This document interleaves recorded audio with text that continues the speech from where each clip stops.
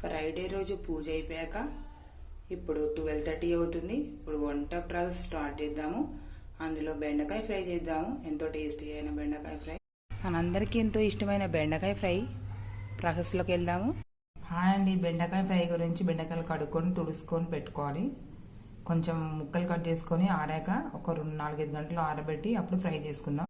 పెట్టుకొని ఆయిల్ వేసి ఇది వేడయ్యాక ఫస్ట్ పల్లీలు వేసి వేసుకుందాం.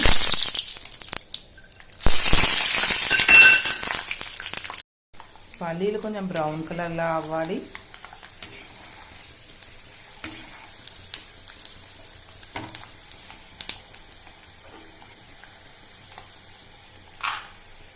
హీట్ అయింది ఆయిల్. ఇప్పుడు బెండకాయలు వేసుకుందాం. బెండకాయలు కొంచెం ఫ్రై అయ్యాయి. అలానే ఇంకొన్ని బెండకాయలు వేయాలి.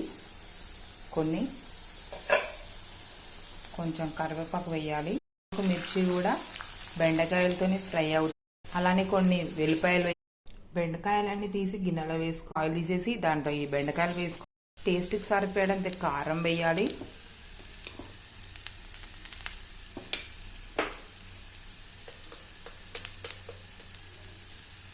కొంచెం సాల్ట్ వేయాలి.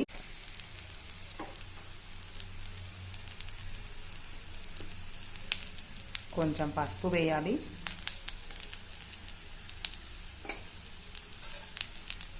బెండకాయ ఫ్రై నచ్చినట్టయితే ప్లీజ్ సబ్స్క్రైబ్ చేయండి. నా ఛానల్ని ఫాలో అవ్వండి. ఇంకా కొత్త వెరైటీస్ మేము ముందుకు వచ్చేస్తాను.